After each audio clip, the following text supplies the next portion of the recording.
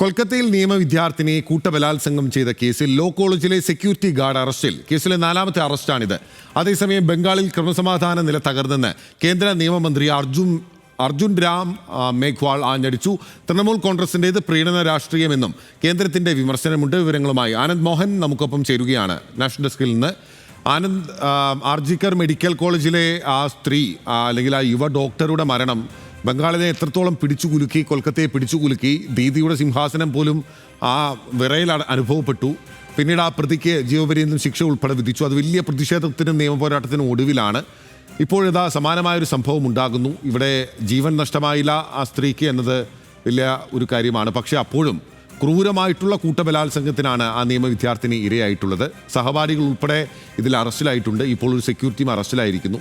എന്തൊക്കെയാണ് പുതിയ നിയമ നടപടികൾ? ഒപ്പം BJP എന്തൊക്കെ ആരോപണങ്ങളാണ് ഉന്നയിക്കുന്നത്?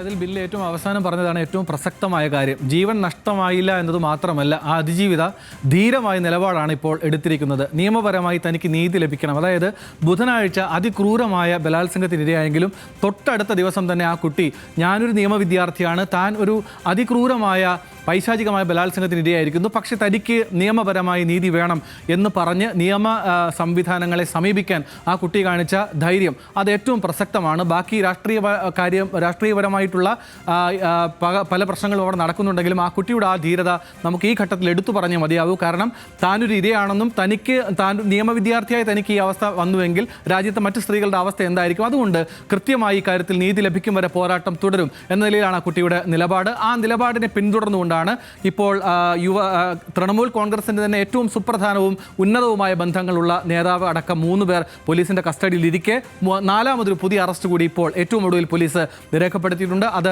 സൗത്ത് ലോ കോളേജിലെ സെക്യൂരിറ്റി ഗാർഡിനെയാണ് അറസ്റ്റ് ചെയ്തിരിക്കുന്നത്. പിന്നെ പിന്നിൽ ചോദിച്ച മറ്റൊരു ചോദ്യം, അർജുൻ റാം മേഘ്വാൾ കേന്ദ്ര നിയമമന്ത്രി, അദ്ദേഹം ഉന്നയിച്ചിട്ടുള്ളത് ഒരു ഗുരുതരമായ ആരോപണമാണ്. മമതാ ബാനർജി സർക്കാരിന്റെ കീഴിൽ പശ്ചിമ ബംഗാളിന്റെ ക്രമസമാധാന നില പൂർണ്ണമായും തകർന്നിരിക്കുന്നുവെന്നാണ്. അതിന്റെ തുടർച്ചയായി ആർജിക്കർ മെഡിക്കൽ കോളേജിൽ കൂട്ടബലാത്സംഗത്തിനിരയായി കൊല ചെയ്യപ്പെട്ട യുവ ഡോക്ടറുടെ അച്ഛനും ഇത്തരം വിഷയങ്ങളുടെ ഉത്തരവാദിത്തത്തിൽ നിന്ന് മാറി നിൽക്കാൻ മമതാ ബാനർജി സർക്കാരിനും തൃണമൂൽ കോൺഗ്രസിനും കഴിയില്ല എന്ന ഗൗരവതരമായ കുറ്റപ്പെടുത്തലുമായി രംഗത്തെത്തിയിട്ടുണ്ട്. ഈ നിലയിലാണ് കൊൽക്കത്തയിലെ ഇപ്പോഴത്തെ സൗത്ത് ലോ കോളേജിലെ കൂട്ടബലാത്സംഗവുമായി ബന്ധപ്പെട്ട കേസും അതുമായി ബന്ധപ്പെട്ട നടപടിക്രമങ്ങളും രാഷ്ട്രീയ ആരോപണ പ്രത്യാരോപണങ്ങളും മുന്നോട്ട് പോകുന്നത്. ബിനിൽ, ശരി, താങ്ക് യു. ആനന്ദ് മോഹനാണ് വിവരങ്ങളുമായി നമുക്കൊപ്പം ചേർന്നത്.